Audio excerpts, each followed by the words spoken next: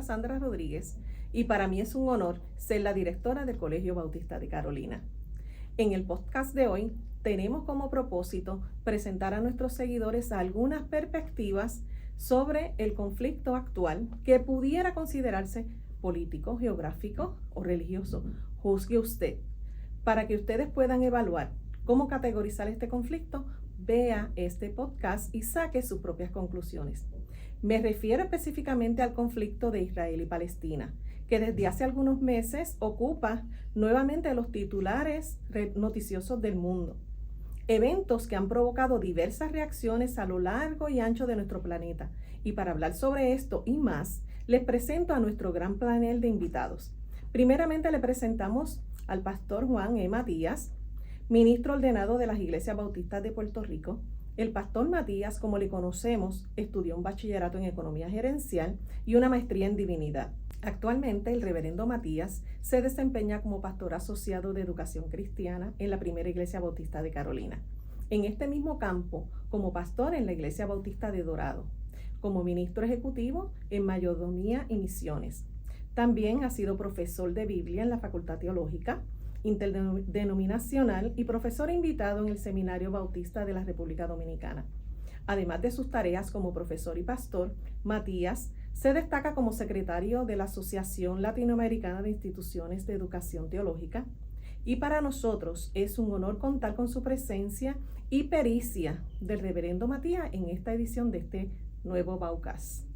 En segundo lugar, y no menos importante, contamos con la participación del profesor Geraldo Suárez Vélez. El profesor Suárez cursó un bachillerato de educación secundaria con concentración en historia y una maestría en currículo y enseñanza con concentración de igual manera en historia. En el 2017 se presentó como panelista de la escuela Trina Padilla de Sanz del municipio de San Juan, donde se llevó a cabo un panel sobre la guerra civil en Siria a los estudiantes de noveno y décimo. Actualmente, Suárez forma parte de la facultad de nuestro colegio, enseñando historia a los estudiantes de octavo y noveno grado. Además, ofrece la clase de eventos contemporáneos, curso muy relacionado al tema que se discutirá en la experiencia del día de hoy. Nuestro tercer invitado especial es el profesor José Santiago Quiñones. Mr. Santiago o Santi, como le llaman sus estudiantes, obtuvo un bachillerato en Artes de Educación con especialidad en Estudios Sociales e Historia y una maestría en Educación con especialidad en Desarrollo del Currículo y Enseñanza Montessori. Ha participado en talleres como recursos tecnológicos para la investigación, técnicas para el desarrollo del pensamiento crítico y creación de manipulativos para materias básicas. El profesor Santiago actualmente se distingue en nuestra institución como maestro de historia para los grados de 11º y 12º. También ha impartido cursos de historia de Puerto Rico, historia de Estados Unidos, historia de civilizaciones mundiales, historia hispanoamericana, geografía global y desarrollo empresarial. Oficialmente le quiero dar la bienvenida a nuestro excelente panel y a ustedes que nos ven y escuchan, les doy la bienvenida a este nuevo episodio de Baucast, Conflicto de Israel y Palestina. Le doy la bienvenida a nuestro excelente panel. Me gustaría que se presentaran. Ya yo hablé sobre ustedes y hablé sobre sus ejecutorias profesionales, pero me gustaría que nuestra audiencia les escuchara y se presentaran también. Saludos, mi nombre es Juan Matías, es un gusto estar aquí con ustedes. Muy buenos días, mi nombre es Geraldo Suárez, soy el maestro de historia del octavo y noveno grado. Y estoy aquí bien feliz de estar aquí en este podcast. Saludos, José Santiago, maestro de historia en secundaria. Primera vez que grabamos, por lo menos yo aquí en el colegio, así que estoy súper emocionado. Excelente. Pues a mi excelente panel y emocionado panel, me gustaría hacerle mi primera pregunta. ¿Dónde ubica geográficamente Israel y Palestina? Bueno, me toca a mí como representante del sector religioso, como pastor que soy. Es un tema que nos interesa a todos los que profesamos la fe cristiana y otras religiones que vamos a tener en común el interés por conocer Israel y en su devenir histórico. Pero yo creo que es importante que desde la perspectiva cristiana tengamos claro cuál es la historia, la geografía e incluso la hidrología que se manifiesta en toda esa zona del Medio Oriente. ¿Por qué? Porque no vamos a encontrar una geografía uniforme a lo largo de milenios. Vamos a encontrar una geografía que va a estar constantemente cambiando y vamos a encontrar dominios de un país sobre otro por siglos, pero no se han perpetuado a lo largo de los años. Y esa historia no es ajena a la historia que nos presenta las Sagradas Escrituras. La gente piensa que leer la Biblia y leer la historia de toda esa zona es plantear una historia de conflicto, y no es así. Lo primero que debemos de tomar en consideración es que la Biblia no nos presenta una historia cronológica exacta de todos los acontecimientos que relata. Encontramos fragmentos. Esos fragmentos de la historia podemos ubicarlos hasta antes de la época del cobre, con todos los hallazgos y las investigaciones que se han estado realizando en la arqueología de la zona, tanto de Irak, de Persia, lo que anteriormente fue Asiria, lo que fue Siria, pues vamos teniendo mucho más información que no conflige con el relato bíblico, conflige con la interpretación y la pasión que genera la espiritualización de un estado que no es el que conocemos en la Biblia. El estado del que nos estamos refiriendo ahora es un estado totalmente distinto y que los profesores de historia hablarán más adelante.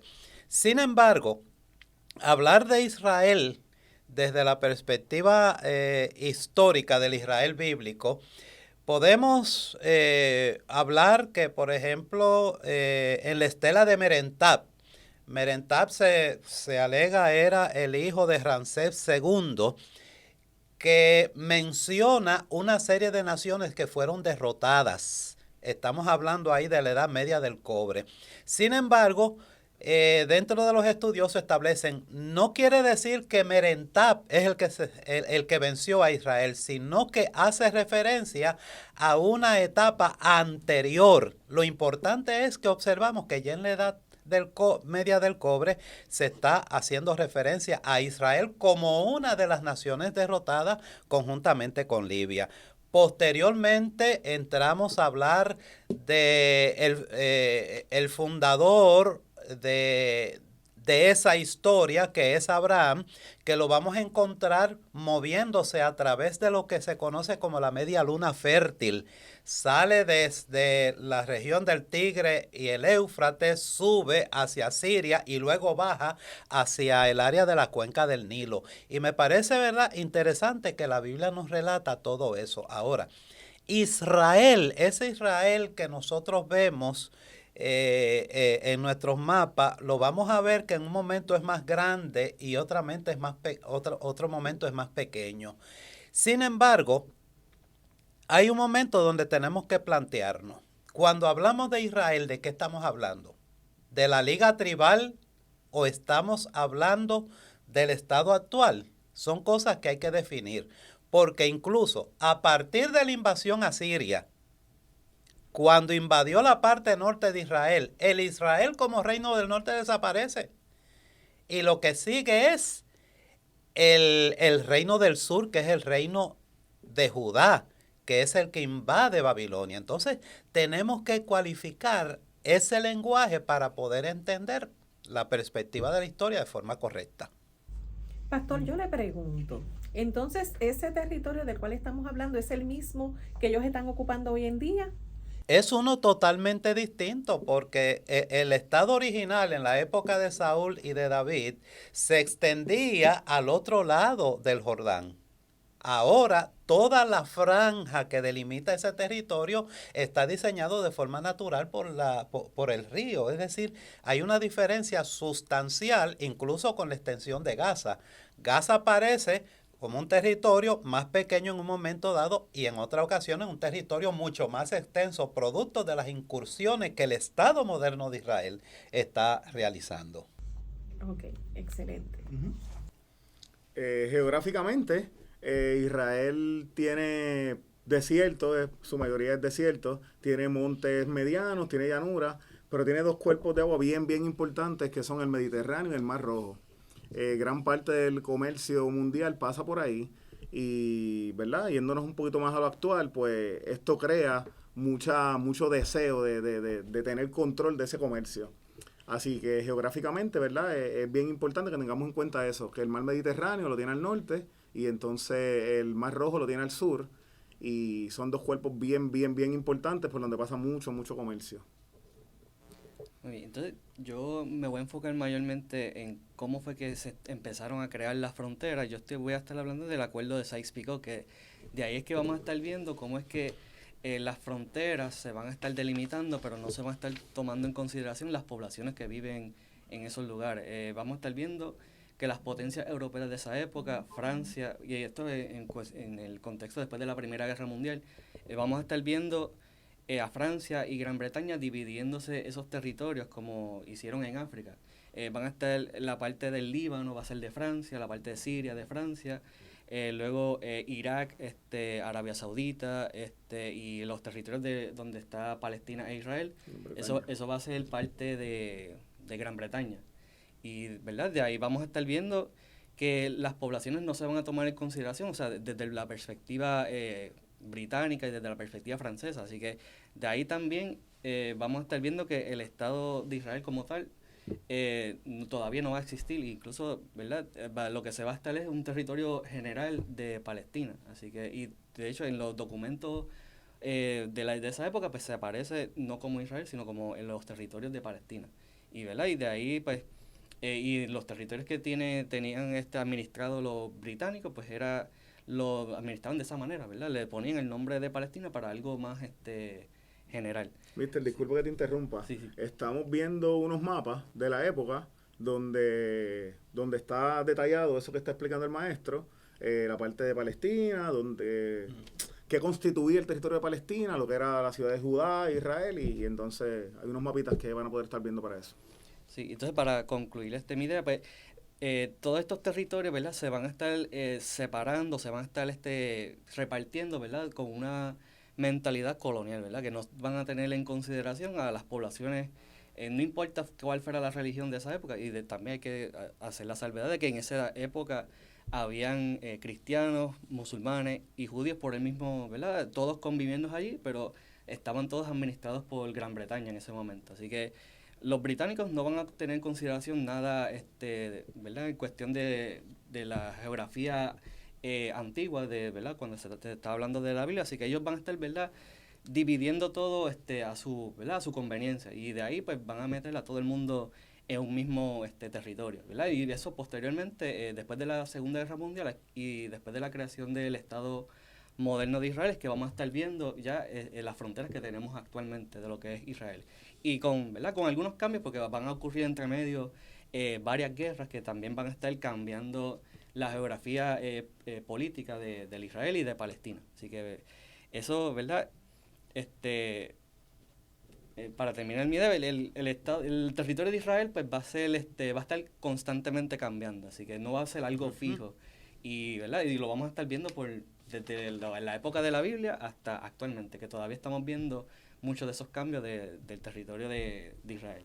Me provoca también preguntarle dentro del mismo tema geográfico, bajo los imperios de Roma y posteriormente el Imperio Otomano, ¿cómo ustedes pudieran mencionar que estaba distribuido este territorio, quiénes lo habitaban, a quienes dominaron en ese momento estos imperios, si alguno quisiera contribuir sobre este mismo tema geográfico? Sí, fíjate, en la Biblia, en Segunda de Reyes 17, habla específicamente de la incursión de Asiria sobre toda la parte norte de Israel. La política del imperio asirio fue clara: desterrar a todos los habitantes y repoblarlas con habitantes de otras regiones. Ahí es que comienza a surgir la lucha entre samaritanos y judíos, que hay que tenerlo en cuenta porque la relación entre samaritanos y judíos no va a ser la misma a partir de ahora. ¿Por qué? Porque los judíos no fueron alcanzados por los asirios, quedaron establecidos como reino, pero el reino del norte fue disperso y fueron repobladas esas zonas de Samaria, de Galilea, lo que conocemos como Galilea, por habitantes de otras regiones. ¿Qué ocurre? Que todas esas intervenciones de países cercanos que van a estar constantemente extendiendo sus imperios, no vienen solamente con una mentalidad política y étnica, sino que también vienen con una mentalidad religiosa. En el Reino del Sur, ¿qué hicieron? Había un templo en Garizim. Mientras el templo estuvo solo en Garizim, no hubo problema. Pero cuando le plantaron un templo sincretista frente al de Garizim, ahí se complicó la cosa. Y para que tengan una idea, la pregunta de la mujer samaritana a Jesús, ¿dónde se debe adorar? Si en Garizim, donde estaba el templo, o en Jerusalén, precisamente es parte de una disputa no centenaria, milenaria, que se generó con esa intervención política que llevaba de la mano a la religión.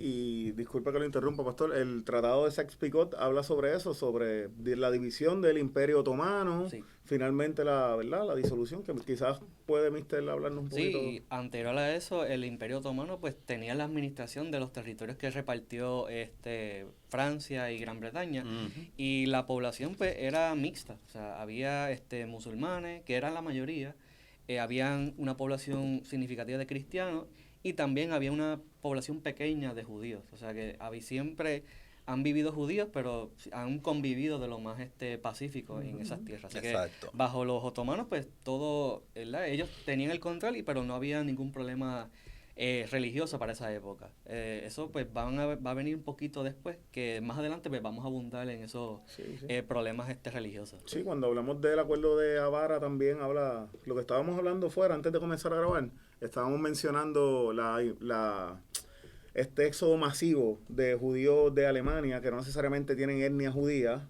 a ese territorio. Así que yo veo ¿verdad? En medio del diálogo como un salto de alguna manera histórica. Yo le pregunto, ¿verdad? Hablando sobre los mismos, ¿qué sucede ¿verdad? En el año 70, ¿verdad? De nuestra era, cuando la ciudad de Jerusalén es sitiada nuevamente, el templo es destruido? ¿Qué sucedió allí? En aquel momento que Jerusalén siempre la vemos como una ciudad protagonista en medio de todos estos conflictos, o si Jerusalén ha estado en el mismo lugar.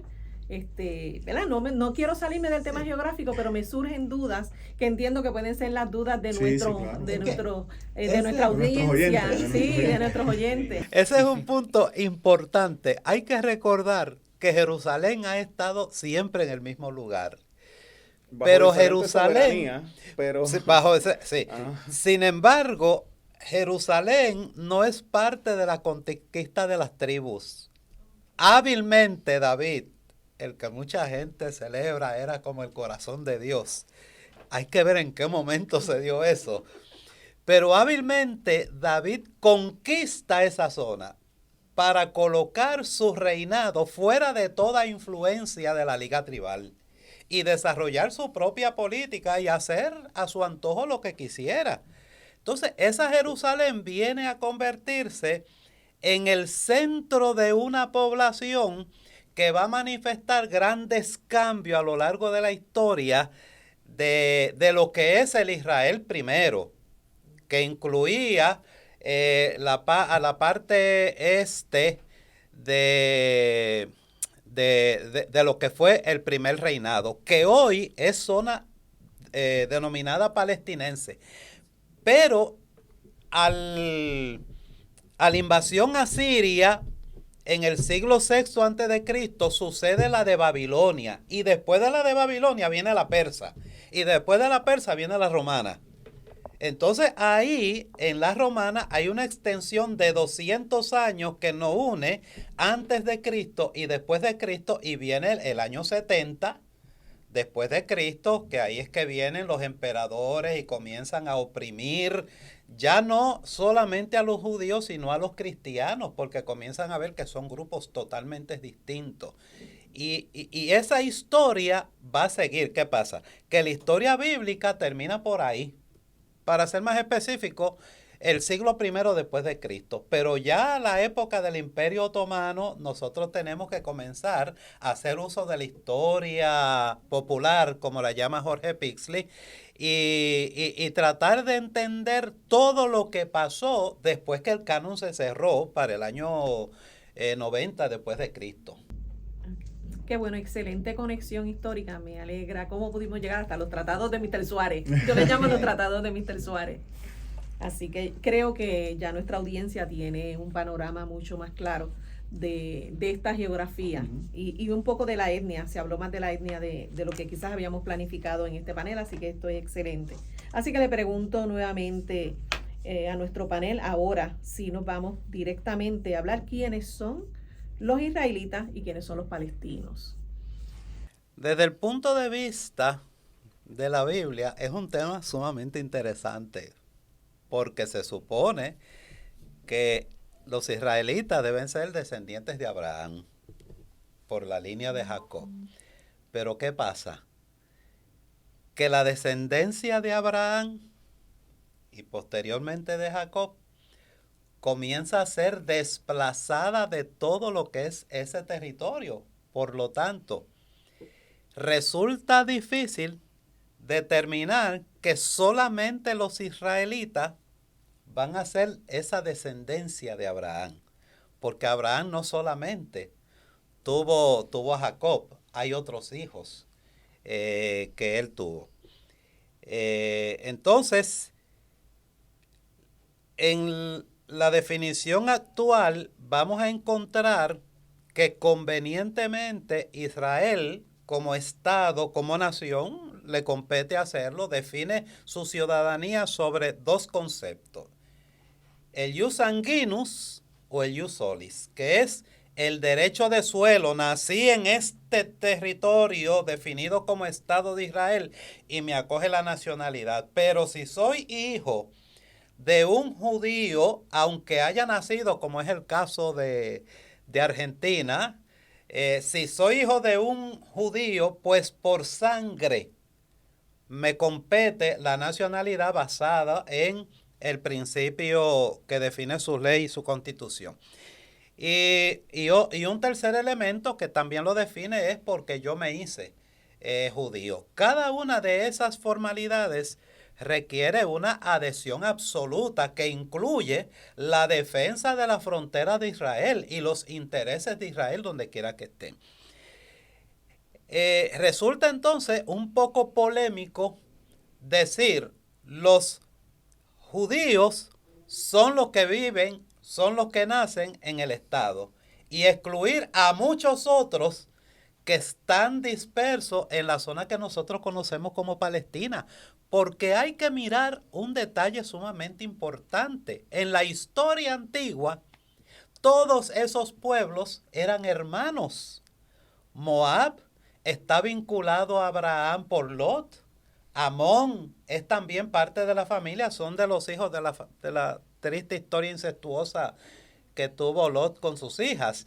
Pero en el fondo siguen siendo hermanos. Por lo tanto, todo ese conflicto viene a darse sobre la base de hermanos y las diferencias religiosas que van a manifestar en ese entorno. Ahora, yo no quiero que olvidemos algo, y es que desde el principio con Abraham, Dios no más manifestó preferencia por los judíos o por los hebreos, para llamarlo sociológicamente,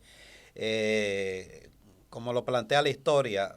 Inicialmente se refiere a Hapiru o Abiru, que es una transliteración del acadio y del acadio y del idioma hebreo para referirse a a los habitantes de Israel. Esa población estaba dispersa en lo que en ese momento era el centro de la tierra.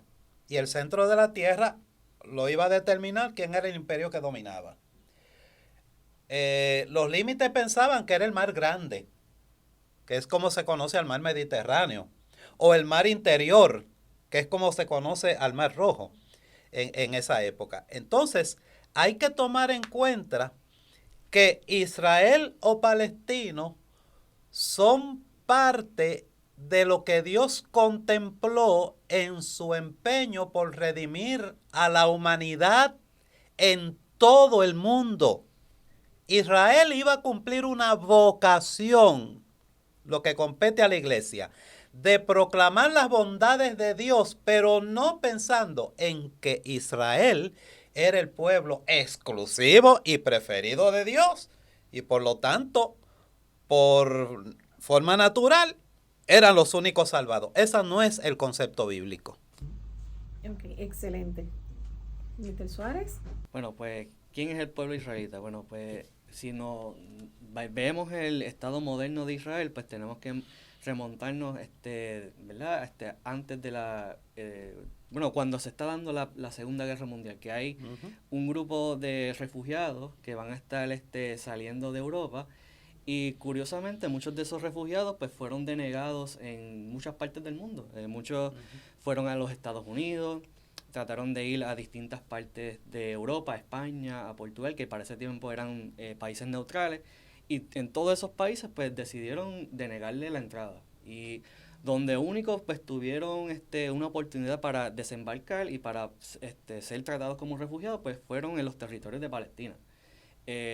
Como había mucha oposición de entre los mismos ingleses y de algunos palestinos locales, ¿verdad? Porque ¿verdad? Es natural, ¿verdad? Que quizás los vean de una forma sospechosa. Pero dentro de todo eso, los palestinos los acogieron y incluso les dejaron, ¿verdad? Que ellos estuvieran en sus casas y compartieron en ese momento durante la Segunda Guerra Mundial. Y sí, la mayoría de los israelitas actualmente pues son, ¿verdad? Descendientes de judíos que fueron perseguidos en Europa. Y, ¿verdad? Ellos, por el decreto de 1948 de las Naciones Unidas, pues muchos de ellos pues aprovecharon y llegaron a este nuevo, ¿verdad? A este nuevo país.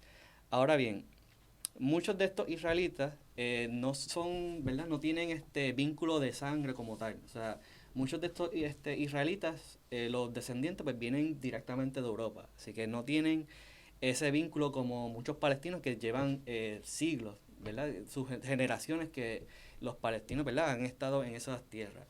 Así que, ¿verdad? De ahí, eso hay que, ¿verdad? Tenerlo claro, que por lo menos en el Estado moderno la mayoría vienen de países europeos o incluso de Latinoamérica.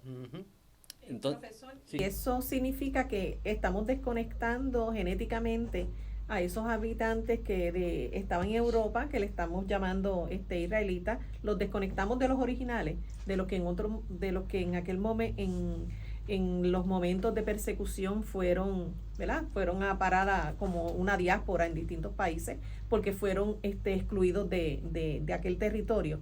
A Sí, eso lo estamos desconectando, esa puede ser la Lo que aseveración pasa es que suya. es un poquito más complicado porque sí, hay unos que tienen conexiones directas con la tierra. De hecho, hay una minoría bien pequeña de palestinos que son judíos, que ellos sí tienen un vínculo directo. Y puede ser que algunos israelitas ¿verdad? Por todas esas persecuciones que se dieron en los años, en el siglo XVIII, del siglo XVII, pues puede ser que, ¿verdad? Tienen vínculo pero lejano. Pero aún así tienen vínculo. Pero la mayoría son de ascendencia europea y tienen, ¿verdad? Muchos son conversos al judaísmo o tienen un vínculo lejano con las tierras. Pero en realidad los únicos judíos como tal que sí tienen vínculo pues son judíos palestinos o incluso palestinos que en algún momento fueron judíos y se convirtieron al Islam. Que también está ese caso de palestinos, ¿verdad? Que en algún momento cambiaron de religión en uno de esos siglos. Así que es un poquito más, como dice por ahí, es más complicado de lo que se pone a veces en las noticias. Y, ¿verdad? Hay que tener en cuenta, ¿verdad? De dónde es que vienen muchos de estos israelitas. Y de hecho, también muchos de estos israelitas pues tienen una, ¿verdad? Una ideología que a veces es medio controversial, pero eso vamos a abordar un poquito más adelante, que no necesariamente pues tienen una creencia religiosa, sino se basan en una teoría política, ¿verdad? Y siguen la teoría política del sionismo, que se basa en supremacía, ¿verdad? Por ser judío. No necesariamente tiene que ver por la Biblia, pero sí por tener el control económico y el tener el control político de esa área. Que eso también influye en quién es israelita, porque cuando verificamos la geografía actualmente del Estado de Israel ahora, muchos de los palestinos técnicamente son israelitas. Lo que pasa es que son israelitas de segunda, ¿verdad? De segunda clase, por decirlo así. Y, ¿verdad? Y eso pues, también aborda el problema de Israel dentro del mismo Israel, que hay un conflicto entre palestinos israelitas, entre judíos que vienen de Etiopía, judíos, ¿verdad? Que son palestinos como tal. Así que, ¿verdad? Israel tiene un serio problema, ¿verdad? Entre ellos mismos, para ellos definirse. Lo único en teoría que los une es la religión judía, en teoría. Porque entre los mismos israelitas también hay conflicto en qué es el Estado de Israel o qué es Israel.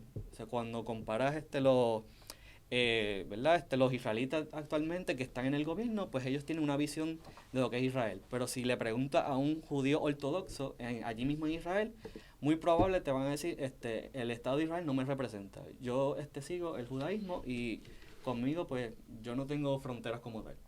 Así que esa pregunta es una que hay que desmenuzar bien porque es algo bien complicado y cuando abres eso, ¿verdad? Hay un montón de vertientes en el que te puedes ir y, ¿verdad? Y hay que ir poquito a poco desmenuzando todas esas diferencias.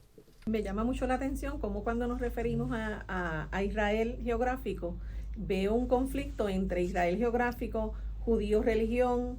En otros países del mundo, pues yo soy rusa, no importa si soy católica, protestante, pero sigo siendo rusa. Pero aquí veo en esta descripción ¿verdad? Que va surgiendo del discurso de ustedes, que vemos que Israel tiene un conflicto distinto en su identidad en cuanto a la parte geográfica y la religión. ¿Hasta dónde? ¿Por qué no seguir siendo Israel? Soy israelita, no importa si soy judía o no, no veo, no me surge del discurso de ustedes esta definición. Incluso usted habla y dice los judíos palestinos, los que nacieron en Palestina, no me dice los que nacieron en Israel. O sea, ¿cómo le llamamos a esa tierra? ¿O es Israel o es Palestina? Sí, Bueno, no sé si me doy a entender. Es que es bien curioso que usted mencione eso, Miss, porque cuando usted mencionó eso, estoy pensando en Rusia. Los ucranianos son rusos. La gente de Georgia son rusos. Pues porque geográficamente las divisiones políticas son creadas por el hombre y establecen de dónde uno es. Y dicho sea de paso, en Rusia hay un estado judío como tal, que en la misma federación hay un país judío como tal, que es curioso también. Interesante. Rusia es bien hábil en los momentos actuales en el manejo de la crisis. Sí, es bien hábil. ¿Y judíos? Porque son judíos de religión, porque yo creo que nuestra audiencia puede tener esa confusión, ¿qué es el israelita y qué es el judío? Mira, cuando hablamos de judío, ¿nos referimos a la religión o nos referimos a judío territorialmente hablando? Que debemos de recordar en principio, Israel era un estado para la época de Saúl, David y Salomón. Era un estado. Hablar de Israel no era hablar de judíos, era hablar de hebreos, el pueblo hebreo. Hebreo viene del que sale, el que se mueve hacia otra tierra. A partir de Salomón se rompe el reino con la invasión asiria.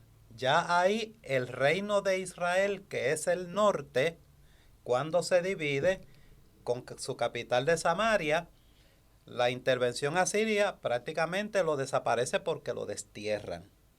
El reino del sur permanece. El reino del sur es posteriormente invadido por Babilonia, en la persona de Nabucodonosor. Son enviados ellos como grupo a Babilonia, pero no es repoblado el reinado del sur.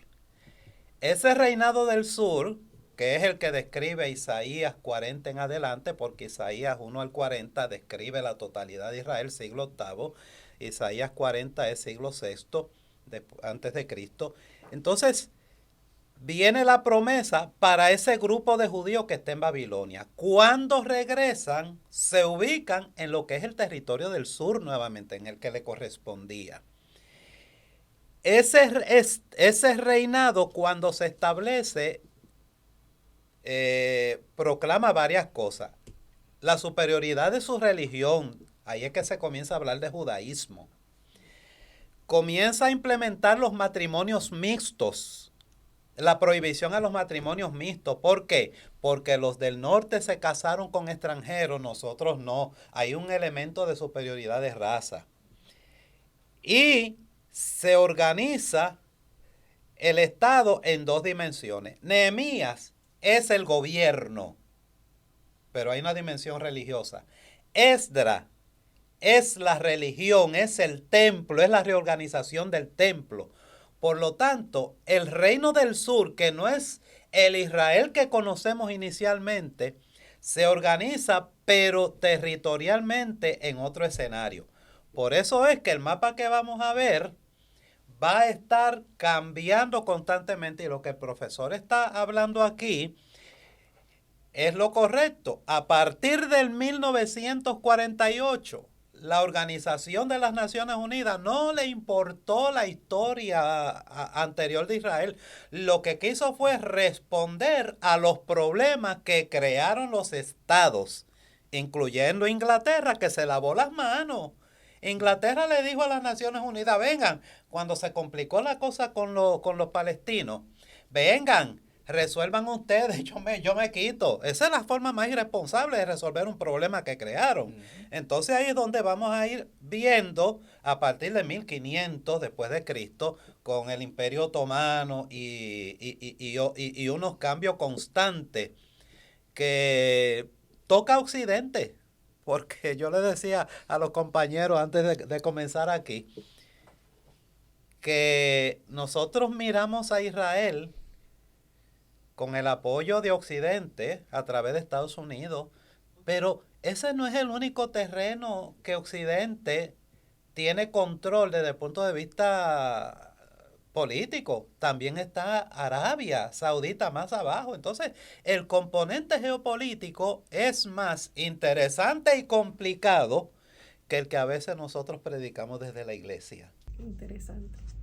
Profesor Santiago. Nada, yo voy a irme desde los 30, ¿verdad? Voy a irme desde los 30 con los acuerdos que más o menos se establecieron, empezando en el 33 con el acuerdo de Avara, que lo que hace es mover estos judíos de Alemania hacia Israel, hacia el territorio de Israel. Estos acuerdos no necesariamente fueron acuerdos positivos, no fue pensando en el bienestar de los judíos, sino en el sacarlos de Alemania y para que entonces los nazis tener total control político, económico de la nación, un control económico que tenían los judíos. Después de eso, en los 60, con la guerra de los 6 días, que la alianza entre Egipto, Jordania y Siria atacaron a Israel. Luego de eso, en los 70, ocurre más o menos una guerra parecida, la guerra de Yom Kippur, que es la celebración que tienen los judíos. Pues exactamente en ese día pues ocurrió esta guerra. Y finalmente, pues ya en el 48, cuando lo declaran como un territorio independiente, como un estado independiente, y en el 49 dan la soberanía bajo las Naciones Unidas. Estoy hablando de geográficamente el territorio actual donde está Israel. Hay un mapita que está señalando exactamente el territorio donde estamos hablando, totalmente diferente a las razones religiosas, totalmente diferente a lo que estaba hablando el pastor y lo que estaba hablando el míster. Esto es una respuesta política a la Segunda Guerra Mundial y el Holocausto. Esto es literal, las Naciones Unidas lavándose las manos, como dijo el pastor, Inglaterra lavándose las manos, apoyado por los Estados Unidos, crear un estado donde los judíos pudieran, según esas enseñanzas sionistas, pues tener su tierra prometida, donde económicamente y políticamente surgieran nuevamente como un estado sólido y fervente como lo ha sido desde que el pastor está hablándonos al principio los tiempos bíblicos. No sé. Sí, profesor, le pregunto, ¿ese territorio que fue asignado en ese momento como el Estado judío está ocupado? ¿Esos límites territoriales son los mismos del 1948 o ha habido algunos cambios en la actualidad? Ha habido, 4.000 chavitos, ¿verdad que sí? Sí, ha habido cambios sustancialmente con la ciudad de Jerusalén. La ciudad de Jerusalén ha sido el epicentro de muchos de estos conflictos entre Palestina e Israel por la importancia religiosa, política, teocrática que tiene.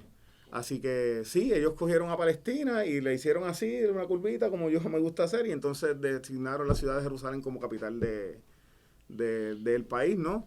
Así que no es el mismo territorio, no es el mismo territorio. El territorio Ese no fue el que le asignaron. Ese no fue el que le De hecho, asignaron, y originalmente, pues, lo estamos viendo en los mapas que está subiendo la compañera. Sí, el territorio palestino era mucho más grande, terminó siendo reducido a mucho menos de la mitad de lo que originalmente era. Sí, ¿no? Y actualmente Palestina está dividido como en muchos enclaves, porque también tenemos el problema de los asentamientos ilegales de los judíos. Y pues esos asentamientos pues también es un dolor de cabeza para no solamente Palestina, para Israel mismo y para los Estados Unidos, que es el auspiciador de Israel. De ahí vemos que la geografía de Palestina que cada vez se va a ir achicando. O sea, ahora literalmente vemos que un enclave, una ciudad palestina no se conecta por una autopista. Ellos tienen que pasar por una carretera totalmente distinta para llegar a otros enclaves palestinos. Así que si vemos las fronteras del 1947, pues Israel y Palestina pues están claramente divididos, pero si vemos el mapa actualmente, pues vamos a ver un montón de azul clarito entre medio de todo Palestina. Y no perdona, mister. Sí. Y no necesariamente esos enclaves están geográficamente adyacentes uno al otro. Y eso es bien importante también. Sí, y hay que tener en cuenta también que técnicamente Palestina está bajo ocupación militar, así que no es como que los palestinos, pues si les da la gana, pueden decir reclamar esos territorios. Ahí va a haber una respuesta militar si toman esa acción. Así que, ¿verdad?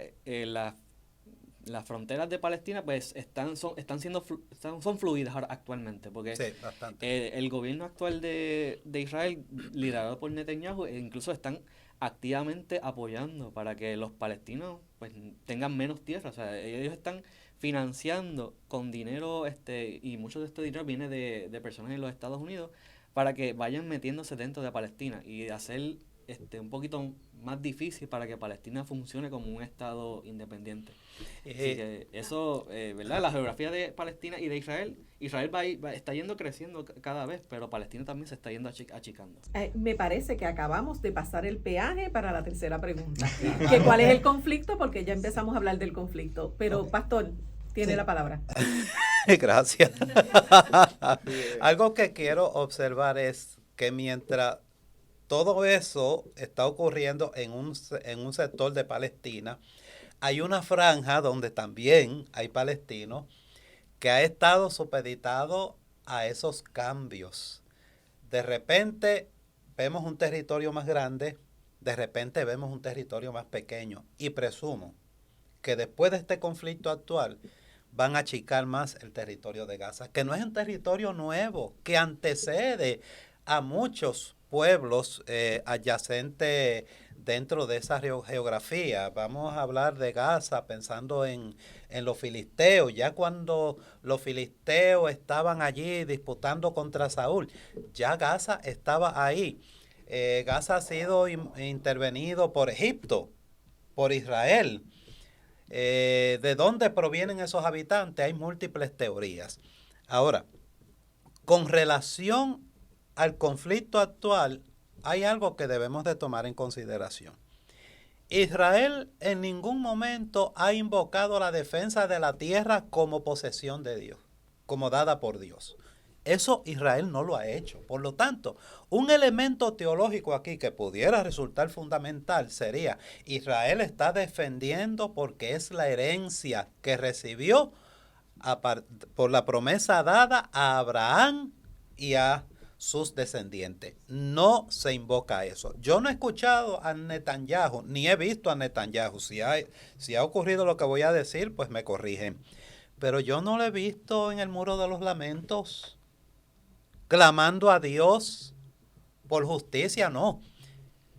Netanyahu y las fuerzas militares israelitas se están enfocando en lo que tienen y en lo que ven, su poder militar.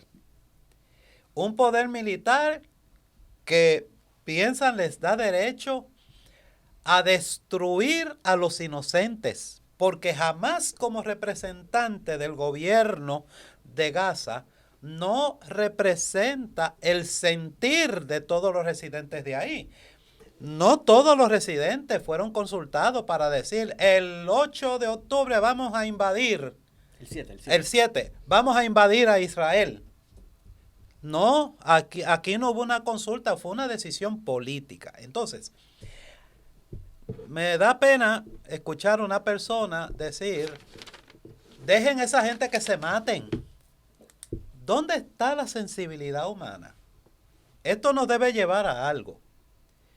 En esa zona del mundo donde comenzaron los orígenes, según el texto bíblico, residió la imagen de Dios. ¿Quién es la imagen de Dios? El ser humano. Y en ningún momento Dios le dio facultad a Estado alguno, ni a Israel ni a nadie, para destruir al ser humano.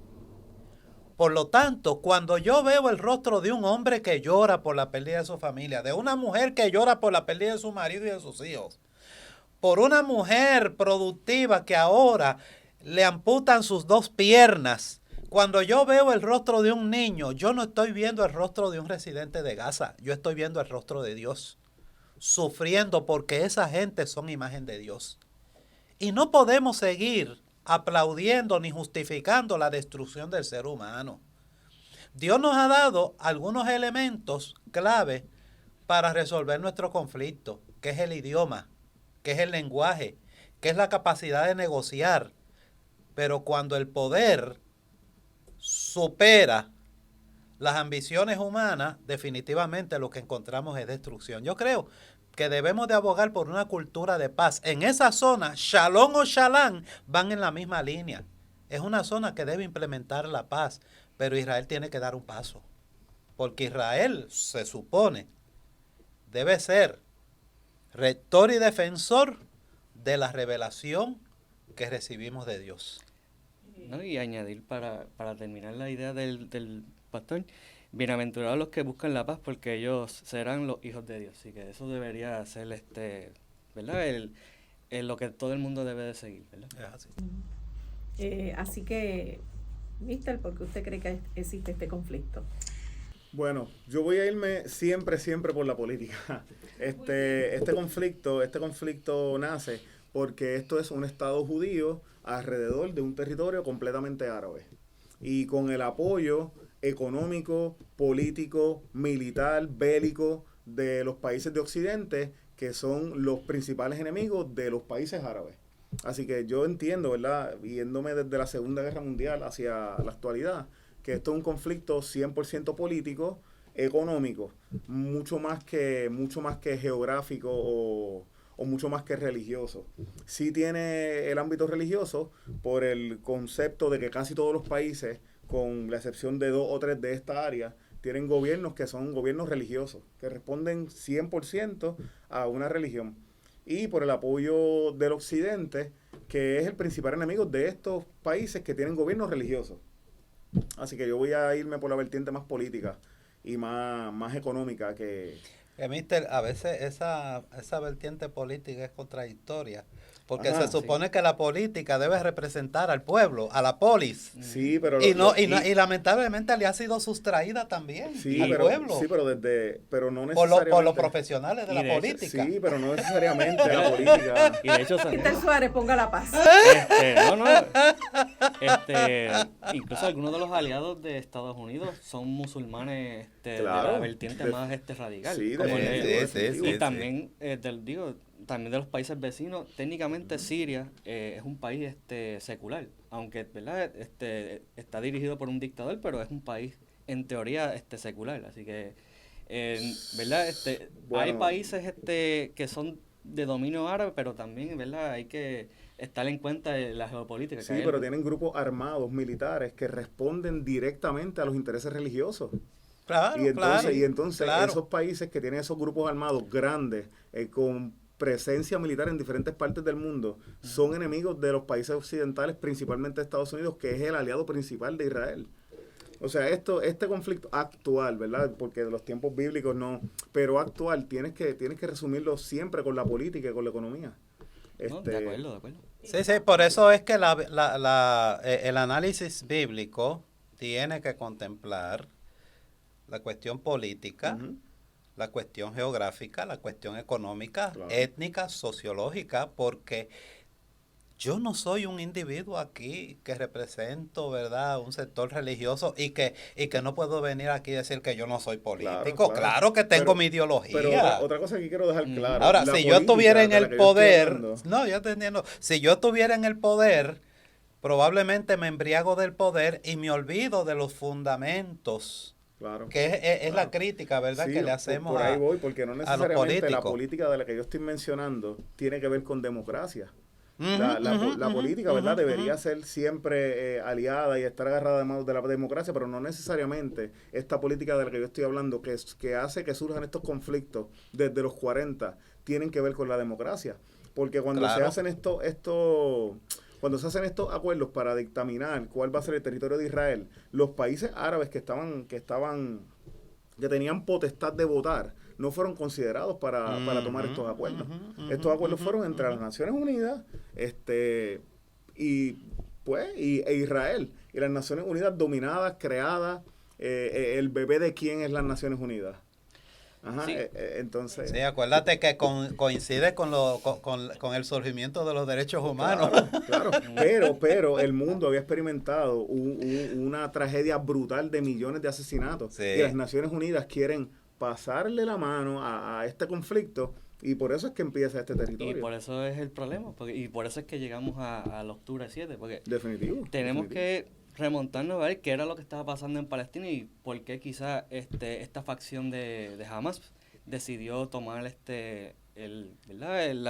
la decisión extrema La iniciativa, vamos a decir la No, iniciativa. Vamos a decir la iniciativa, que decidió tomar la iniciativa y atacar directamente a Israel. O sea, tenemos que tener en consideración también que Gaza, antes, ¿verdad? Desde el 2007, si no me equivoco, 2006, que Israel se retira de Gaza, Israel no les dejó, ¿verdad?, que ellos se fueran libres, que crearan su propia economía y todo eso. Ellos les dejaron un bloqueo masivo a Definitivo. Gaza. Correcto. Y, correcto. ¿verdad?, los palestinos, pues, con sus limitaciones, pues, pudieron reconstruir Gaza y pudieron, con lo que poco que tenían, pues, pudieron, ¿verdad?, ser resilientes y poder seguir, creando su territorio. Pero el bloqueo constantemente le quitaban cosas. O sea, tenemos que tener en consideración también de que desde el 2006 hasta los otros días, antes de octubre 7, hasta en el 2022, si no me equivoco, 2021, Gaza constantemente había sido atacado por Israel, dependiendo, ¿verdad? Quizás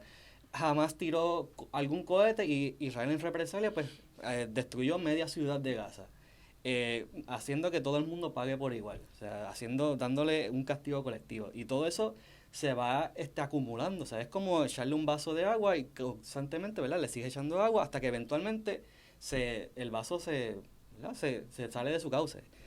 Y entonces también tenemos que tener en cuenta el lado de Cisjordania, que en Cisjordania está pasando lo mismo. Lo que pasa es que tenemos a un gobierno palestino, que es tenemos al PLO, no recuerdo cómo se dice en español,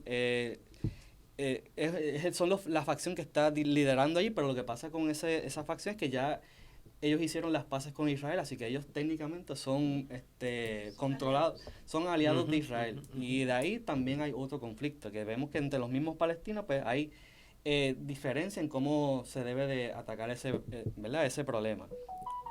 Entonces, cuando comienza el ataque de Hamas, pues ahí vemos que Israel pues aprovecha ese momento para, ¿verdad?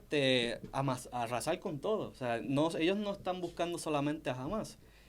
Cuando estamos viendo, si uno entra a las redes sociales, en Twitter, o vemos las noticias, vemos que Israel pues ha destruido indiscriminadamente literalmente todo. Iglesias, mezquitas, territorios que son protegidos por la UNESCO, vemos universidades que han explotado, hospitales.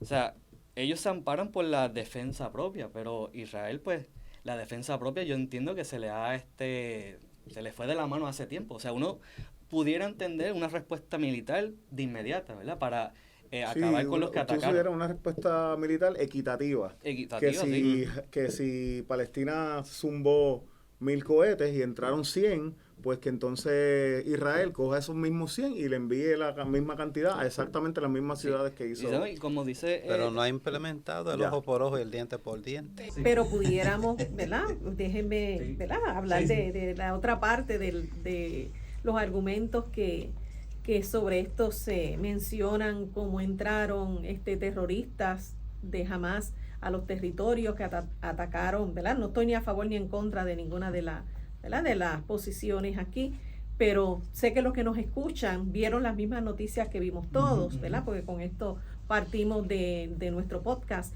que esto fue noticia en el mundo entero, donde se vieron terroristas que entraron, atacaron niños inocentes, quemaron, ¿verdad? Según lo que presentaron, ¿verdad? Los medios noticiosos, que hacia eso es que queremos, ¿verdad? Que las personas que nos escuchan puedan entender qué pudo originar, que básicamente es la pregunta que estamos haciendo aquí, cuál es el conflicto. Y escuché a Mister hablando que es un conflicto político, hablamos de la etnia, en algún momento un conflicto étnico, religioso, así que finalmente, ¿cuál es el conflicto? Yo pienso que es una combinación de ambos, de los tres sectores. Yo pienso que tiene mucho que ver con la política, tiene mucho que ver con la etnia y tiene mucho que ver con la colonización y mucho que ver con la religión también. Para mí es como una bola de nieve que siguió empujándose, creciendo y llegó a lo que es hoy. ¿No? Y le añado también que en el mismo Israel ellos estaban pasando por una crisis política bien seria. O sea, el mismo Netanyahu estaba a punto de ser enjuiciado por corrupción y al mismo tiempo él quería subirle el número de jueces en el Tribunal Supremo de Israel para entonces él tratar de zafarse de ¿verdad? De esa acusación de corrupción que le hicieron, y de casualidad pues le vino perfecto ese ataque porque ahí él puede utilizar ese ataque para sobrevivir políticamente. Así que eso le vino bien a Netanyahu, y de hecho entre la misma población israelita vemos que hay un sector que no está a favor ¿verdad? de la respuesta de Israel. La mayoría son incluso personas familiares de los que fueron secuestrados por Hamas, que estamos viendo que mira, esa respuesta militar que está haciendo Israel nos perjudica a todos porque están matando incluso hasta a las personas que han sido secuestradas. O sea que ha sido el nivel de desproporción tanto que incluso las mismas personas israelitas se están afectando. Así que eso también, todo es como dijo Santiago, es una bola de nieve que se ha ido agrandando, y vemos que todo este conflicto ha explotado por literalmente todos los lados, que está salpicando a todo el mundo por igual. A los Estados Unidos lo ha dejado en ridículo a nivel internacional porque, ¿verdad? Por un lado ellos condenaban la invasión, y justificado, ¿verdad? La invasión de Rusia a Ucrania, pero Israel hace lo mismo en Gaza, y pues vemos que la respuesta es tímida para hacer por darle el beneficio de la duda. Ha sido bien tímida en cuestión, ¿verdad? De cómo es que ha respondido a ese ataque. Bueno, yo difiero en cuanto a eso, porque la invasión de Rusia a Ucrania empezó desde mucho antes. Ellos se apoderaron de Crimea, y actualmente Crimea no sale como un territorio auténtico de Ucrania. Está en disputa desde el 2013. Bueno, ahí 2014. Y entonces, ¿verdad? Es una invasión masiva para apoderarse de un territorio súper importante económicamente hablando. Versus la respuesta desproporcionada de Israel ante los ataques de Hamas. Hamas es un grupo militar uniformado, seleccionado por el pueblo palestino, que actúa no necesariamente con lo que uno esperaría que actuara un grupo militar, ¿no? Pues mire, Santiago, me provoca preguntarle, lo escuché hablando de Hamas, o Hamas, como se conoce en español, que fue electo por el pueblo, por lo tanto, ¿verdad? Desde nuestra perspectiva democrática entendemos que nos representan, el gobierno de Puerto Rico representa a los puertorriqueños en cuanto a política, que eso crea ¿verdad? Una perspectiva distinta a cómo nosotros podemos evaluar estas acciones que tomó Hamas versus las personas que no están de acuerdo, pero Hamas representa a los palestinos, sí, claro, a los ciudadanos palestinos. Es un grupo militar extremista, ¿verdad? No quiero usar la palabra terrorista porque quizás, ¿verdad? No, alguna gente entiende que no son terroristas. Es un grupo militar extremista, uniformado, con su equipo militar uniformado e identificado, elegido por el pueblo, que es el grupo militar de esta zona, ¿no? Y actúan de una manera extremista. Actúan no necesariamente como uno esperaría que un grupo militar elegido por el pueblo actúe. Y por eso, ¿verdad?, lo traigo a coalición. Sí. Y sí, es interesante que se presente porque de alguna manera, y no es que estoy a favor de las acciones, pero trae una perspectiva, neutraliza de alguna manera la opinión que todos nosotros podamos tener respecto al conflicto.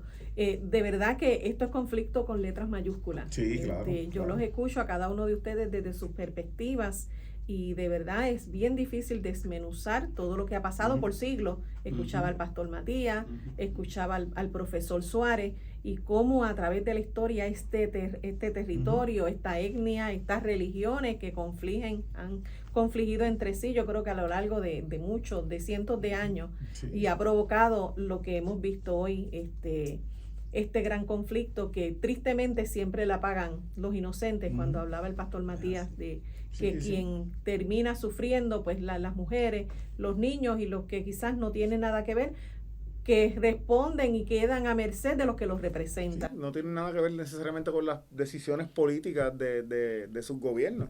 Pero son representados. Sí, claro. A mí, yo estoy en contra de la guerra en todas sus vertientes.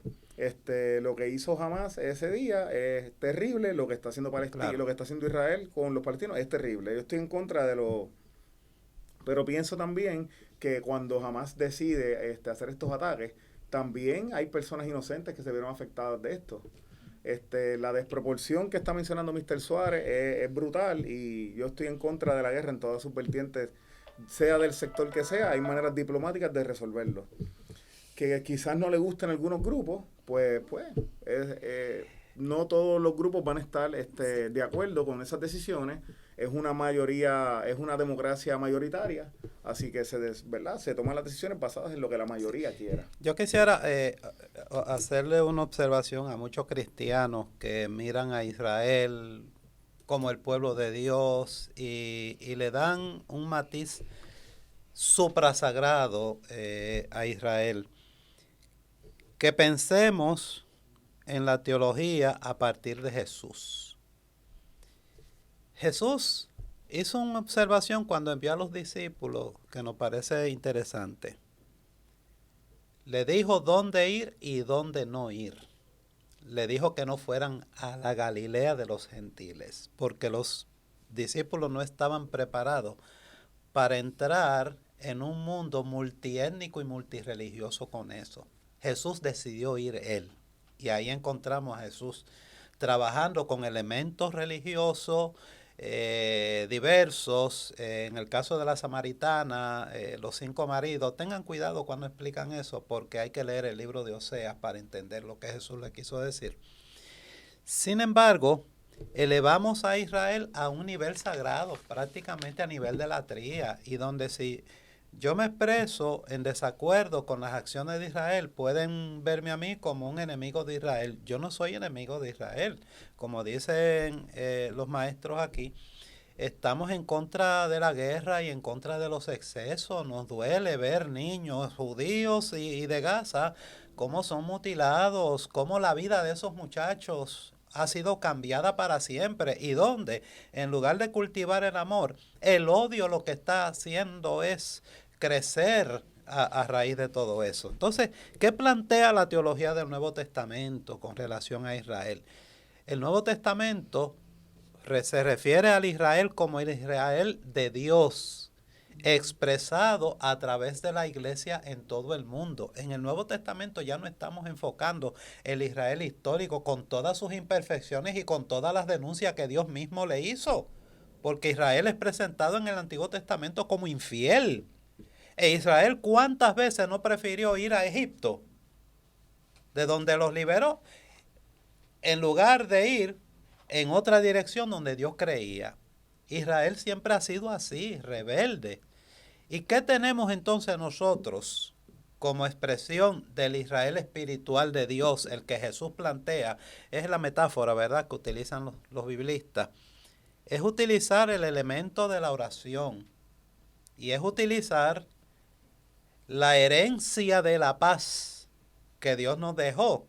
Cuando Jesús dice, mi paz os dejo, dice una versión, creo que de la Biblia española, paz es mi testamento. Esa es la herencia, pero es tranquilidad solamente. La paz es una acción revolucionaria, porque implica reconciliación, perdón. A mí me encanta las escuelas que desarrollaron en Colombia a raíz de todos estos conflictos armados, las escuelas ESPERE, que es el acrónimo de Esperanza, Perdón y Reconciliación, integrando todos los sectores multidisciplinarios en una misma misión: preparar al ofensor y al ofendido para perdonar sin que eso no lleve de la mano retaliación o impunidad. Porque la gente piensa en esto como que hay impunidad. No, aquí hay reconciliación porque el que ha sido violentado necesita ser liberado de sus heridas internas. Pero el que agredió tiene que enfrentar las consecuencias penales. Y yo creo que tenemos que trabajar, ¿verdad?, en enfoques multidisciplinarios para tratar de buscar soluciones reales a los problemas. Sí. En Sudáfrica lo vimos, algo sobre, sí, cuando, ¿verdad?, sucedió, ¿verdad?, también eventos como los que estamos hablando ahora, y vimos cómo se logró, ¿verdad? No hemos seguido, ¿verdad?, que cómo esto finalmente terminó, pero sabemos que hubo grandes avances con todo esto. Pero yo le pregunto algo, pastor, y sobre, ya que usted tocó el Israel espiritual, y sé que la visión de muchos cristianos es que hay, porque lo he escuchado, hay posiciones que entienden que hay promesa para el Israel territorial como para la iglesia, refiriéndose al Israel espiritual, que sé que no es parte del tema, pero sí. Me invita a preguntar. Sí. Evidentemente, no podemos quedarnos en el Antiguo Testamento. Tenemos que movernos al Nuevo Testamento. Y Juan, con mucha destreza, el evangelista, lo manifiesta. A los suyos vino y los suyos no les recibieron. Mas a todos los que les recibieron y a los que creen en su nombre, les dio potestad de ser hechos hijos de Dios. La promesa se cumple a través de la iglesia, a través de los creyentes, palestinos creyentes, judíos creyentes, rusos creyentes, porque hay un temita ahí con la espada de Jesús del templo que construyó Putin. No vamos a mencionar mucho a Rusia, pero aunque usted no lo a mí sí tiene mucho que ver también con ese templo. Eso es así. Sí, así es que para nosotros los occidentales también es parte de esa promesa. Qué interesante. Vamos a darle también el espacio a Mr. Suárez para que haga el cierre, que entiendo que es lo que estamos haciendo, aunque no lo hayamos marcado, no lo hayamos delimitado, pero sí todos estamos cerrando, ¿verdad?, nuestros pensamientos para poder dejarle a nuestros oyentes la conclusión de lo que hemos tratado de iniciar. Entendemos que lo que hemos hecho es simplemente levantarle la tapita al pote y empezar a vertir un poco de aroma de conocimiento respecto a este conflicto. Yo lo veo de esta manera. Hay que también tener desde perspectiva, ¿verdad?, que esto es un conflicto, creo que lo mencionó Santiago al principio, que es un conflicto colonial. O sea, cuando uno revisa la historia y ve todos los pueblos que han sido colonizados, si vemos el ejemplo de Algeria, vemos el ejemplo de Sudáfrica con el apartheid, vemos el ejemplo de Irlanda del Norte con Gran Bretaña, vemos todos esos ejemplos que en esos países, pues, los que recibían las injusticias, pues, en cierta medida eran el Hamas de esos territorios, porque eran los extremistas que tomaron las cosas un poquito más al extremo. No quiere decir que lo que hizo Hamas está correcto. Lo que pasa es que es una acción que se va, ¿verdad?, agrupando y de ahí explota todo. Y hay que también hacer la salvedad de que Hamas no es lo mismo a Palestina y el sionismo no es lo mismo que Israel. Claro, estamos viendo claro, que tenemos que ver que los extremos, pues, crean guerra y crean este conflicto, pero también tenemos que tener claro, ¿verdad?, que es un conflicto también que es desproporcional. Sabemos que las acciones de Israel, pues, incluso les ha llevado a hacer denuncias por el mismo Sudáfrica a la Corte Internacional de Guerra. Así que, ¿verdad?, tenemos que ver que este conflicto, la única forma que se puede resolver o se puede comenzar a resolver a corto plazo es un cesar al fuego. Eso es lo primero que se tiene que hacer.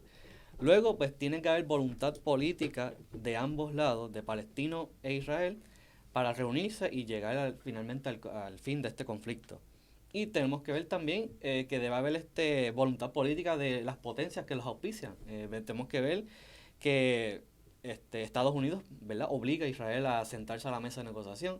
En el caso de Palestina, pues quizás China, Rusia e Irán, que son los que auspician a Palestina, pues que también los obliguen a sentarse a la mesa de negociación. Que dicho sea de paso, curiosamente al principio del conflicto, Hamas incluso actuó independiente ¿verdad?, en este ataque por completo. O sea, ellos hicieron este ataque por mérito propio. O sea, incluso tomó por sorpresa a sus aliados. Pero los cohetes que entraron. No, sí, definitivo. Bueno, estamos claros.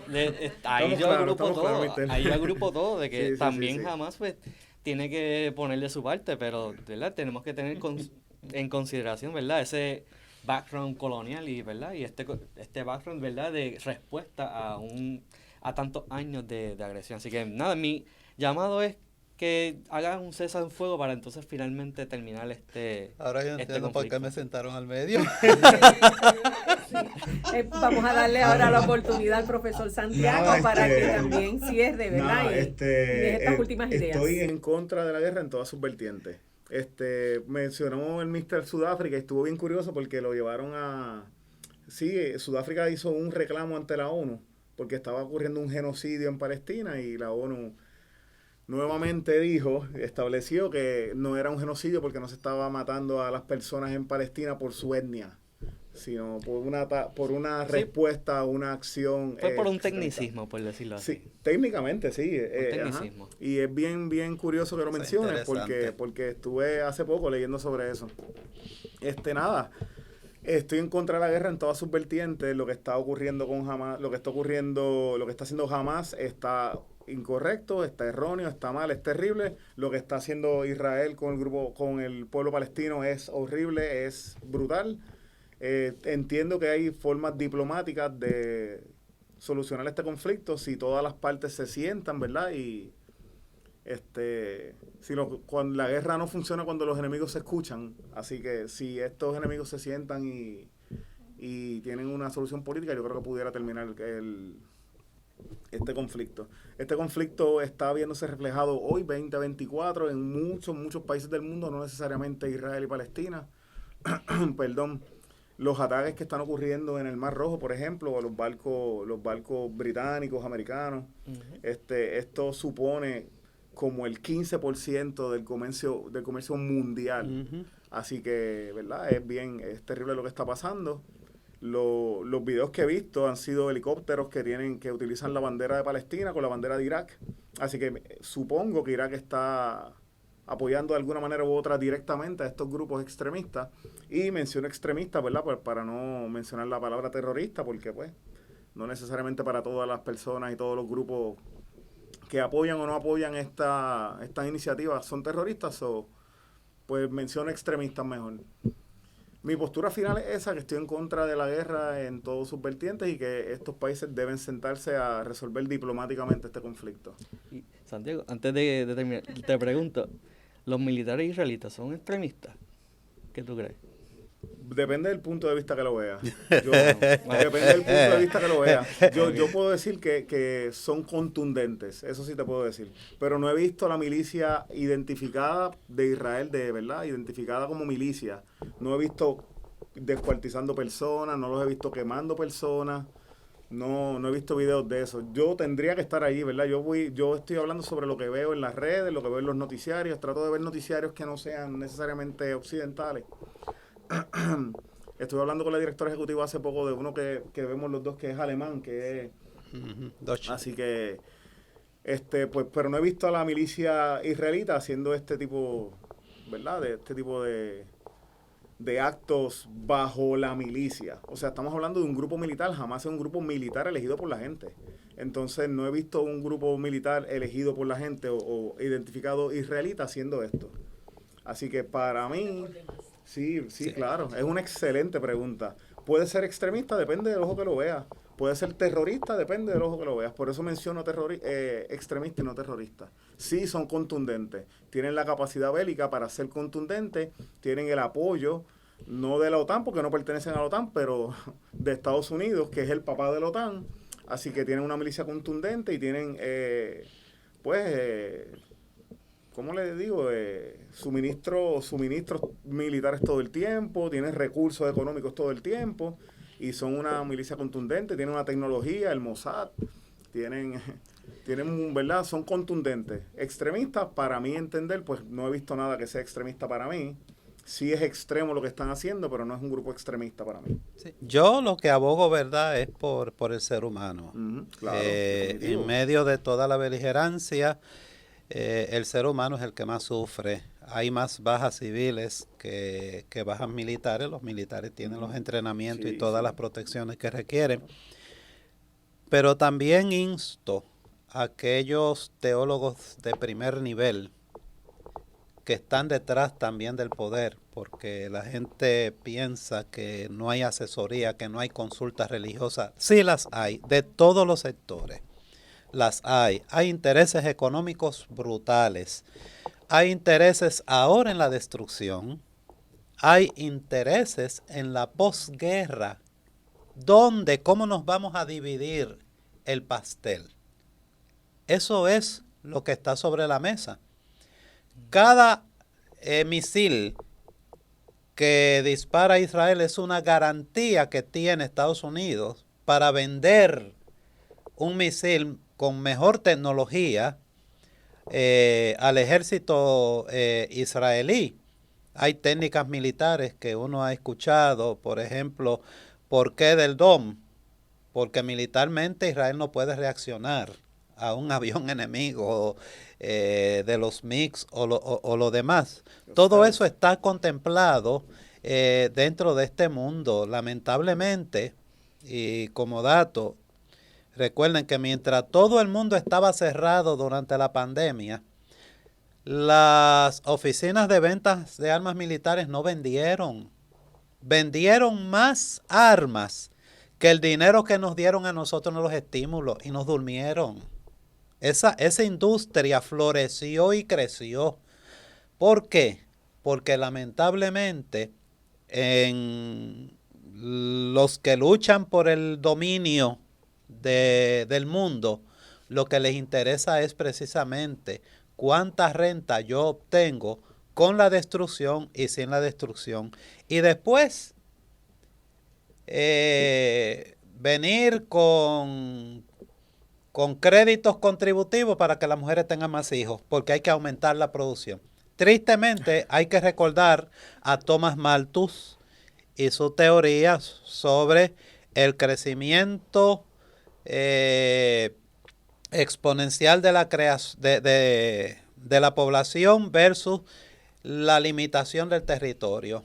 La guerra es una forma de reducir población y después lo resolvemos dándole crédito a las mujeres para que tengan más hijos. ¿Para qué? Para que después lo mandemos a la guerra. No quiero que olvidemos algo. Israel y Gaza están lejos. Pero cuando haya movilización, también nuestros hijos de aquí, de Puerto Rico, se van. Y yo pienso también en eso. Por lo tanto, vamos a seguir enseñando y felicitamos al colegio por esto, de que podamos exponer desde la diferencia, no desde un cuadro falso aquí de que estamos todo bien, todo tranquilo, claro. chija, no. La realidad del mundo es esta. Tenemos que hablar y tenemos que modelar que podemos hablar. A mí me gustó el término que tú utilizaste de integrista, fue que usaste. No recuerdo, pastor. Sí, hace un poco, pero que... Extremista. Extremista, Ajá. que es el término, ¿verdad? Porque mucha gente inmediatamente habla de fundamentalismo.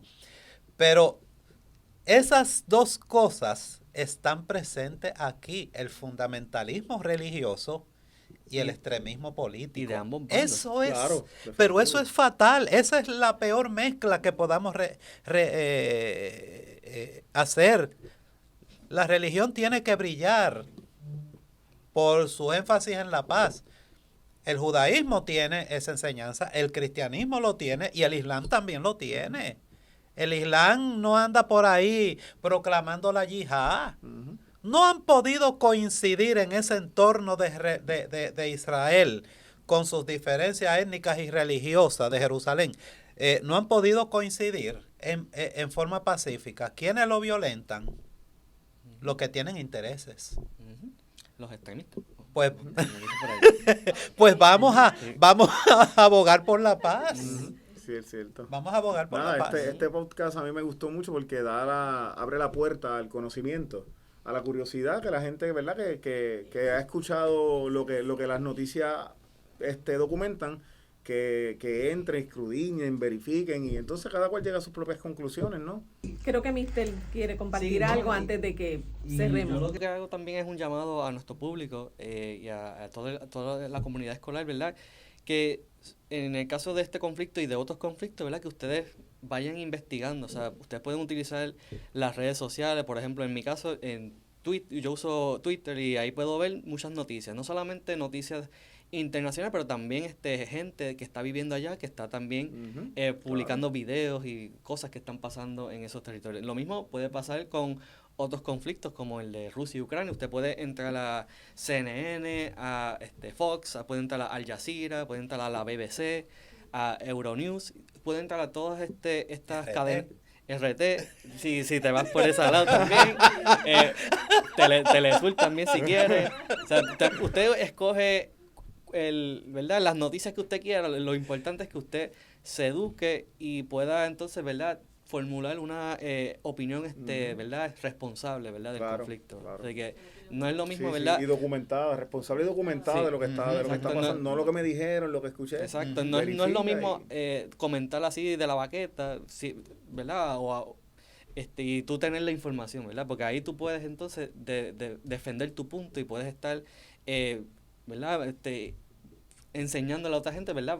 O tomar conciencia de ese conflicto.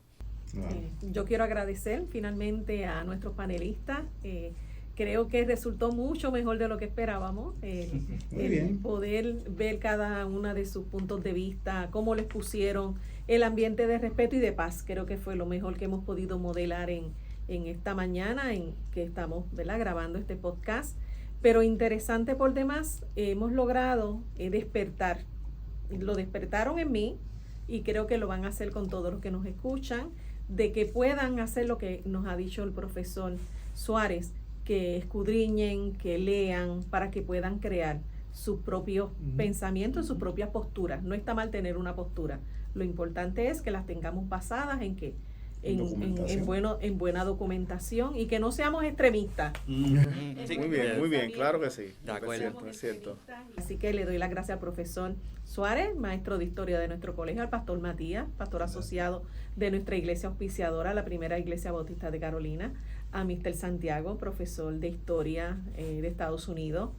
Se le nota que es profesor de historia de Estados Unidos de nuestro colegio. Y esta servidora, ¿verdad?, que ha tratado aquí de moderar y aprender. Hemos estado aquí aprendiendo mucho con ustedes, que son los que dominan la materia, y a mí me parece que esto puede ser el principio de mucho, porque aquí se ha abierto una caja de temas que yo creo que próximamente podamos explorar un poco. Hablaron del conflicto de Ucrania, hablamos un poquito de historia, cuando hablamos de Sudáfrica, que yo creo que muchas personas a veces olvidamos, y nunca se debe olvidar, la historia no se debe olvidar, para que no se vuelva a repetir. De hecho, y el apartheid fue antier. Sí, Mandela era visto como un terrorista para esa época. ¿Cuánto estuvo? ¿27? ¿30? Sí, no recuerdo, varios años, estuvo varios años en prisión. O sea, Sí, vamos a la India y miramos la India también en su historia, así que creo que nuestra audiencia puede aprender mucho de ustedes y quizás de otras personas que como ustedes dominan ciertos temas,